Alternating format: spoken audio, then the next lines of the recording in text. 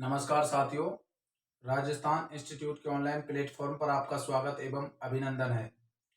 दोस्तों, आज का हमारा टॉपिक है संवेगात्मक विकास। पिछले वीडियो में हमने पढ़ा था नैतिक विकास का सिद्धांत, जो कि कोलबर्ग द्वारा दिया गया था। आज हम बात करने वाले हैं संवेगात्मक विकास के बारे में। अब देखिए, संवेगात्मक में जो है संवेग और रागात्मक दो शब्दों से मिलकर के बना है। संवेगात्मक का मतलब होता है संवेग प्लस रागात्मक। संवेग का मतलब होता है यहाँ पर उत्तेजित अवस्था, किसी भी चीज की उत्तेजित अवस्था, मतलब बालक की यहाँ पर क्या होती है, उत्तेजित अवस्था में जब आ जाता है तो उसको हम कह देते हैं संवेग। संवेग का मतलब होता है उत्तेजित अवस्था, जबकि रागात्मक का मतलब होता है लगाव की अवस्था। राग का मतलब क्या होता है, राग शब्द का मतलब होता है यहाँ पर लगाव। तो ये आपको यहाँ पर ध्यान रखना है। अब देखिए, संवेगात्मक विकास को समझाने के लिए कुछ मनोवैज्ञानिकों ने अपनी अपनी परिभाषाएं दी कि संवेग क्या है। तो यहाँ पर सबसे पहले मैं बात करने वाला हूँ वुडवर्थ के बारे में। तो वुडवर्थ ने बताया था कि व्यक्ति की उत्तेजित दशा ही संवेग है। जब व्यक्ति अपने उत्तेजित अवस्था में आ जाता है तो उसको हम क्या कहते हैं, संवेग। जैसे मान लो किसी को क्रोध आता है तो एकदम जो है आग बबूला हो जाता है, तो वो उसकी उत्तेजित अवस्था होती है। तो यहाँ पर आप समझ गए होंगे, वुडवर्थ के अनुसार व्यक्ति की उत्तेजित दशा ही क्या कहलाती है, संवेग यहाँ पर कहलाती है। दूसरी यहाँ पर रॉस की परिभाषा है। अब रॉस ने संवेग के बारे में क्या बताया कि संवेग चेतना की वह अवस्था है जिसमें रागात्मक तीव्रता पाई जाती है। रागात्मक का मतलब जिसमें लगाव की जो है विशेषता पाई जाती है, विशेष लगाव होता है किसी चीज से, तो उसको संवेग बताया। तो संवेग की परिभाषा रॉस के अनुसार चेतना की वह अवस्था जिसमें रागात्मक तीव्रता पाई जाती है उसे हम संवेग कह देते हैं। तो ये रॉस की यहाँ पर परिभाषा है। एग्जाम में परिभाषाएं कम पूछी जाती हैं, मैंने पहले भी आपको बताया है, लेकिन आप बार बार रिवाइज करें तो आपको थोड़ा बहुत जो है याद हो जाता है, जिससे आप मान लो कोई आ भी जाए कभी क्वेश्चन तो आप उसको कर सकते हो। लेकिन 99% जो है डेफिनेशन से क्वेश्चन नहीं पूछे जाते हैं। अब देखिए, मैं यहाँ पर बता देता हूँ वैलेंटाइन क्या कहते हैं। वैलेंटाइन के अनुसार संवेग किसी के प्रति लगाव का विशेष भाग है, मतलब किसी चीज के प्रति हमको विशेष लगाव हो जाता है तो उसको संवेग कहा जाता है। ये बात वैलेंटाइन ने बताई थी।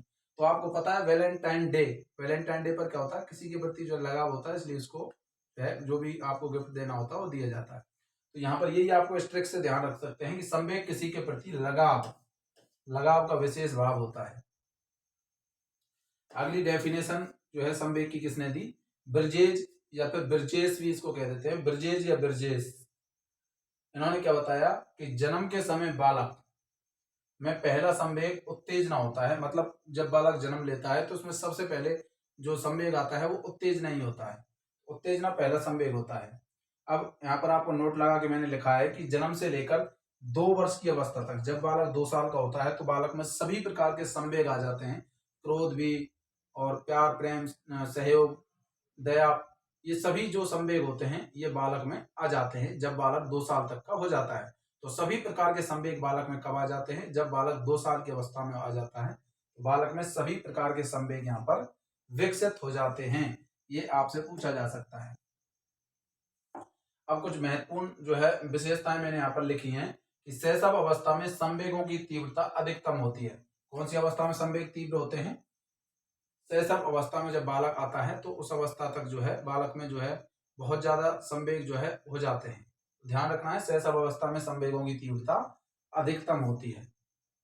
दूसरा पॉइंट मैंने लिखा है कि लगभग 2.5 वर्ष से लेकर के और 3 वर्ष की अवस्था तक बालक में बहरूपी संवेग जो है पूर्ण विकास को प्राप्त कर लेते हैं। मतलब 2.5 से 3 साल तक का जब बालक हो जाता है तो उसमें बहरूपी संवेग भी आ जाता है, उस वो डरने लग जाता है, भय के बारे में भी वो समझने लग जाता है। तो ये आपको ध्यान रखना है, लगभग 2.5 से 3 वर्ष की अवस्था में बालक में बहरूपी संवेग भी पैदा हो जाते हैं। तो ये भी आपसे पूछा जा सकता है। नेक्स्ट मैंने यहाँ पर आपको एक डेफिनेशन लिखी है जो कि बहुत इंपॉर्टेंट है, जो कि कई बार एग्जाम्स में पूछी गई है। जोन्स का कथन है ये, जोन्स नामक मनोवैज्ञानिक ने ये कथन दिया था। उन्होंने कहा था कि लगभग जो है, यहाँ पर मैं बता देता हूँ आपको, जब बालक 2 साल का हो जाता है तो बालक 2 साल का होने पर सांप को भी वो पकड़ लेता है।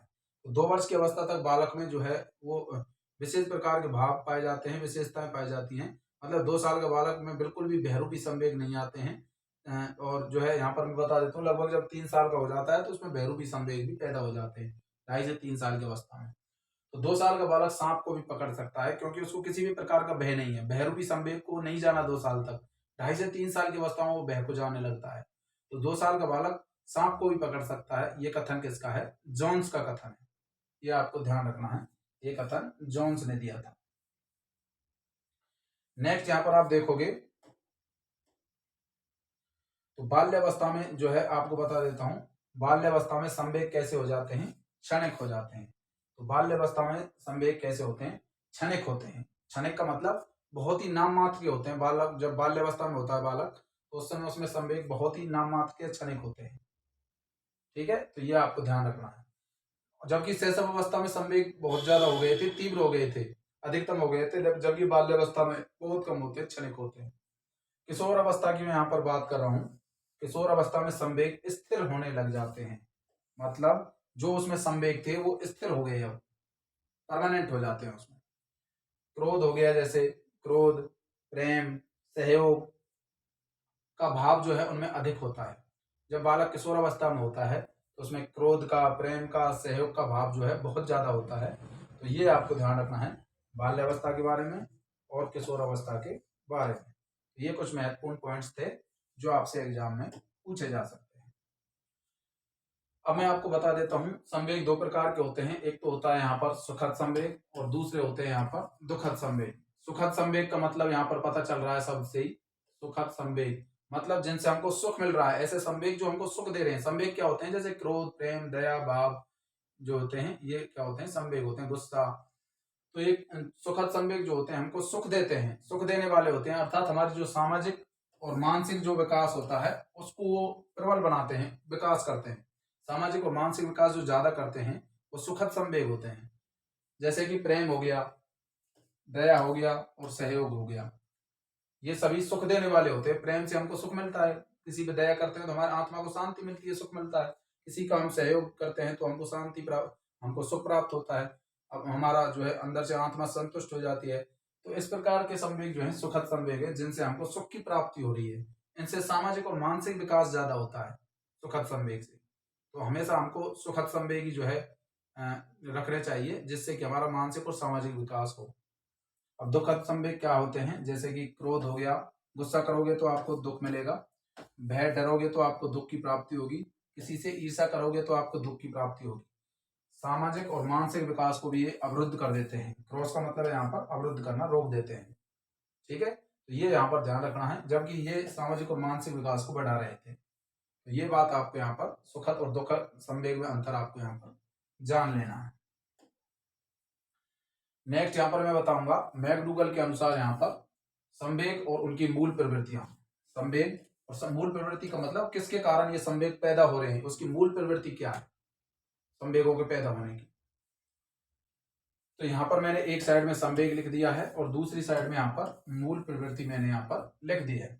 एक साइड में यहाँ पर ये संवेग हो गए और दूसरी साइड में यहाँ पर मूल प्रवृत्तियां हो गई। अब संवेगों में जो है मैं आपको बता देता हूँ, मैकडूगल ने टोटल 14 संवेग बताए थे। 14 तो 14 संवेगों को ध्यान रखना है, मैकडूगल के 14 संवेग कौन कौन से हैं। तो यहाँ पर क्रम ये पूछा नहीं जाता है, लेकिन आपको ध्यान रखना है कि आपसे पूछ सकता है कि इनमें से कौन सा संवेग है और उसकी मूल प्रवृत्ति क्या है। एग्जाम में कई बार मिलान करवा लेता है इनका, एक साइड में ये लिख देगा और दूसरी साइड में मिलान करवा लेता है। तो ये आपको ध्यान रखना है। अब देखिए क्रोध, जब किसी को क्रोध आता है तो क्रोध आने के कारण उसको युद्ध लड़ने की इच्छा होती है, जिसे हम युयुत्सा कहते हैं। युयुत्सा का मतलब होता है युद्ध लड़ने की इच्छा। क्रोध करोगे तो आपको युद्ध लड़ने की इच्छा होगी, जिसे हम युयुत्सा यहाँ पर कह देते हैं। तो ये आपको यहाँ पर ध्यान रखना है, युयुत्सा क्या होती है? युद्ध लड़ने की इच्छा। तो क्रोध आने पर हमारी जो है, क्रोध का क्यों आता है हमको? जब हमारी युद्ध लड़ने की इच्छा होती है, युद्धसा जब हमको होती है तो हम क्रोध जो है करते हैं। तो संवेग क्या है यहाँ पर? क्रोध, और उसकी मूल प्रवृत्ति क्या हो गई थी? युयुत्सा। अगला है यहाँ पर भूख। अब देखिए भूख, जब हमको भूख लगती है तो हम भोजन की तलाश में डोलते हैं, अर्थात भोजनान्वेषण। अन्वेषण का मतलब खोज और भोजन का मतलब भोजन, तो 2 शब्दों से मिलकर के ये बना है भोजनान्वेषण, अर्थात भोजन का अन्वेषण। ये आपको यहाँ पर ध्यान रखना है, भोजनान्वेषण या भोजन का अन्वेषण। ठीक है, अगला यहाँ पर क्या है? अगला आप देखोगे यहाँ पर तीसरा है यहाँ पर भय। अब देखिए, भय के कारण व्यक्ति पलायन करने लग जाता है। जब किसी का भय व्यक्ति को होता है वो पलायन कर जाता है उस जगह से। मान लो दो व्यक्तियों में लड़ाई हुई तो दूसरा जो डरता है वो उस जगह को छोड़ करके अगली जगह पर चला जाता है, वहां से छोड़ जाता है उस जगह को, मतलब पलायन कर जाता है। तो भय के कारण यहाँ पर क्या होता है, पलायन होता है, अर्थात भय यहाँ पर संवेग है और पलायन उसकी क्या है, मूल प्रवृत्ति है, जिसके कारण ये भय पैदा हुआ है। ठीक है, तो ध्यान रखना है। नेक्स्ट यहाँ पर जो है स्वामित्व। ठीक है, तो ये ध्यान रखना है आपको, स्वामित्व। तो मूल संवेग ये तो हो गया यहाँ पर संवेग, और दूसरी हो गई वहां पर मूल प्रवृत्तियां। ये संवेग है और इधर क्या थी, मूल प्रवृत्तियां। ठीक है, तो ये आपको ध्यान रखना है।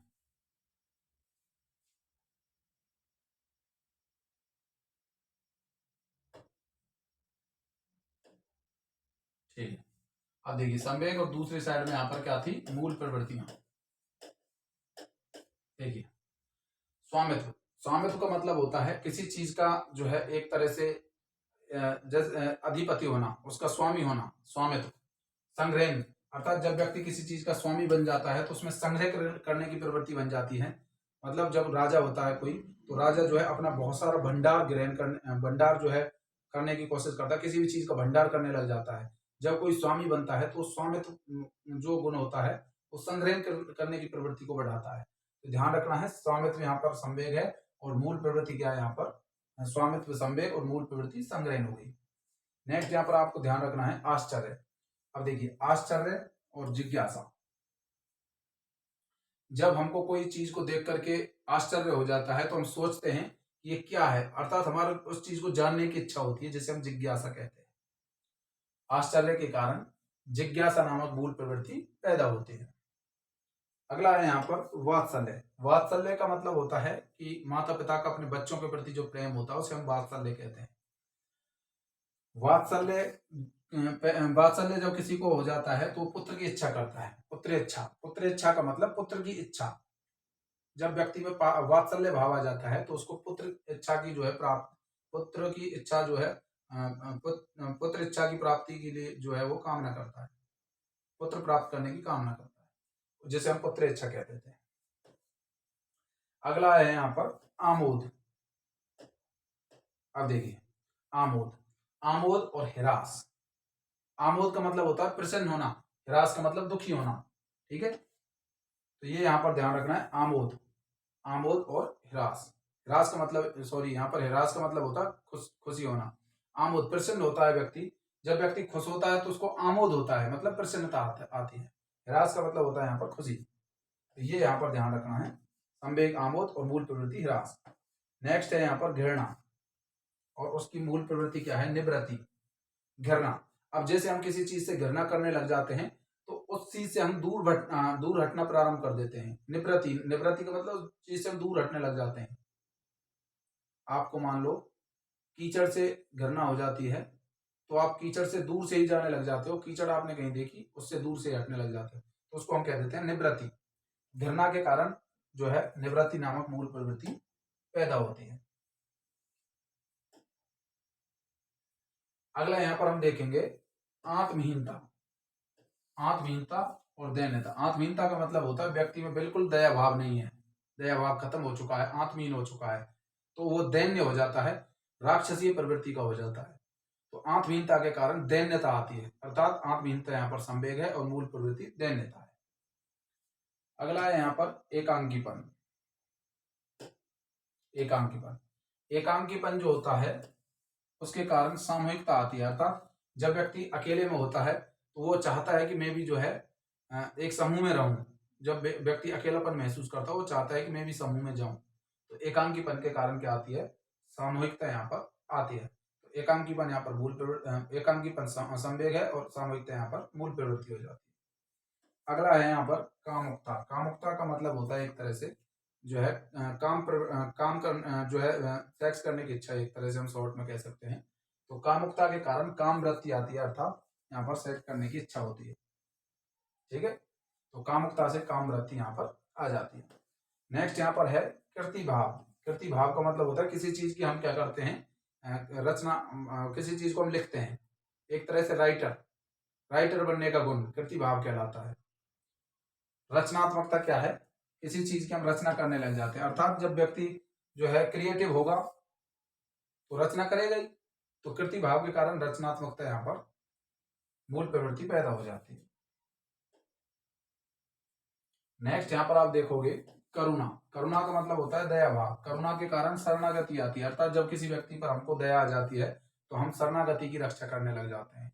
करुणा के कारण शरणागति आती है। शरणागति मूल प्रवृत्ति, करुणा यहाँ पर संवेग हो गया। आत्माभिमान का मतलब होता है खुद पर अभिमान करना। अभिमान करोगे तो क्या आएगा? गौरव मिलेगा।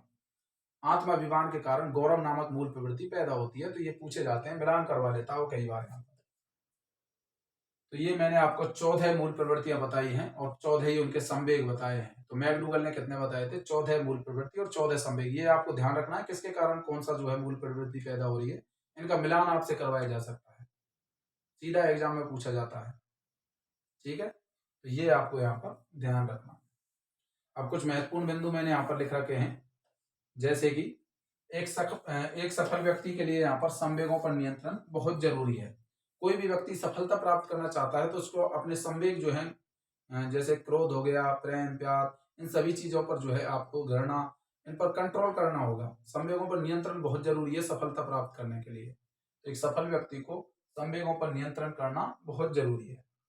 दूसरा यहाँ पर मैंने पॉइंट लिखा है कि संवेग मानव व्यवहार को गति प्रदान करते हैं, गति देते हैं। संवेगों के कारण हम कोई काम शीघ्रता से करने लग जाते हैं, इसलिए हमारे व्यवहार के लिए अथवा कार्यों के लिए संवेग बहुत ज्यादा आवश्यक होते हैं, क्योंकि हमको ये गति दे रहे हैं, एक तरह से एक हमको मोशन दे रहे हैं। तो हमारे काम में यदि जो गति आ रही है वो इन संवेगों के कारण ही आती है। तो ये आपको ध्यान रखना है, संवेग हमारे किसी भी कार्य को करने के लिए हमको गति प्रदान करते हैं। तो ये आपकी यहाँ पर मैंने बात करी है संवेगात्मक विकास के बारे में।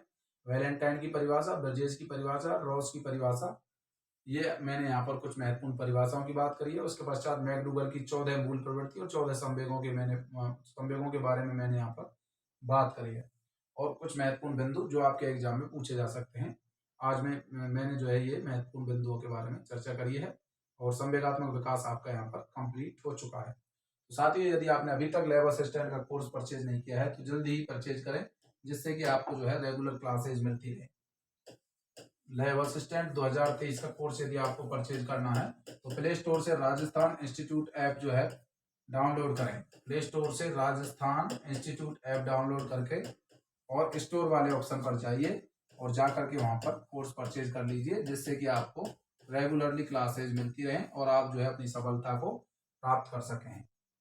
तो ये राजस्थान इंस्टीट्यूट ऐप आपको डाउनलोड करनी है। किसी भी प्रकार की इंफॉर्मेशन आपको लेनी है तो आप जो है मेरे से कांटेक्ट कर सकते हो 9664396024 पर।